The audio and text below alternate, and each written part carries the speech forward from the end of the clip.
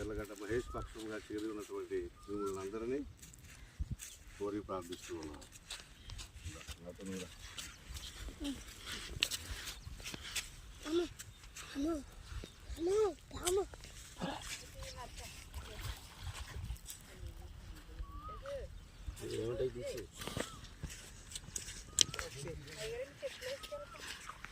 ఏ చిన్నబాబుని వెళ్ళకమ్మా ఆగింది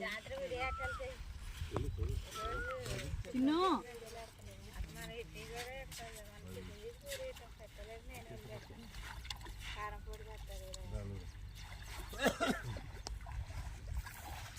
తండ్రి యొక్కయు కుమారుని యొక్కయు పరిశుద్ధాత్మ యొక్కయు నామమున అందరూ ఆమేన్ చెప్పండి అమ్మా. ప్రార్థన. సర్వశక్తి గల నిత్యుడు అయిన దేవా, మా ప్రభు అయిన యేసుక్రీస్తు యొక్క తండ్రి, మేము ఈ నీ బిడ్డ అయినటువంటి ఎర్లగడ్డ మహేష్ నిమిత్తమై నీ యొద్దకు వచ్చి పునర్జన్మ సంబంధమైన స్నానము ద్వారా ఈ బిడ్డ అయినటువంటి ఎర్లగడ్డ మహేష్ పక్షముగా నీ బాప్తిస్మ వరప్రసాదమును నీ నిత్య కృపను అనుగ్రహింపవాలని నిన్ను ప్రతిమాలు వేడుకొనుచున్నాము తండ్రి.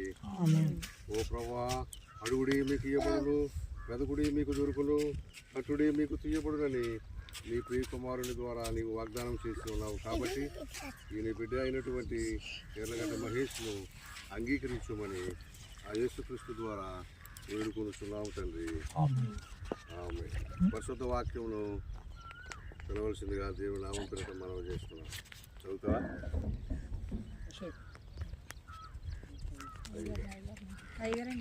యూదుల అధికారి అయిన నికోదేమును పరిసయుడు ఒకడు ఉండెను. అతడు రాత్రి యందు ఆయన యొద్దకు వచ్చి, బోధకుడా, నీవు దేవుని యొద్ద నుండి వచ్చిన బోధకుడు అని మేము ఎరుగుదుము. దేవుడు అతనికి తోడై ఉంటేనే గాని నీవు చేయుచున్న సూచక క్రియలను ఎవడనూ చేయలేడని ఆయనతో చెప్పాను.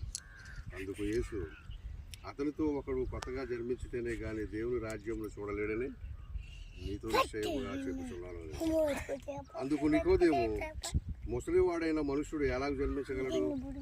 రెండవ మారు తల్లి గర్భమందు ప్రవేశించి జన్మించగలడా అని ఆయనను అడుగగా యేసు ఇట్లనెను, ఒకడు నీటి మూలముగాను ఆత్మ మూలముగాను జన్మించితేనే గాని దేవుని రాజ్యంలోనికి ప్రవేశించలేడని నీతో నిశ్చయముగా చెప్పుచున్నాను అని చెప్పాను. శరీర మూలముగా జన్మించినది శరీరమును, ఆత్మ మూలముగా జన్మించినది ఆత్మను. మీరు క్రొత్తగా జన్మించవలనని నేను నీతో చెప్పినందుకు ఆశ్చర్యపడవద్దు అని ప్రభు నికోదేముతో చెప్పిన మాటలు ఈ సమయంలో ఎర్లగడ్డ మహేష్ గారు నీకు జ్ఞాపకం చేస్తున్నాను. దానికి సాక్ష్యంగా నీతో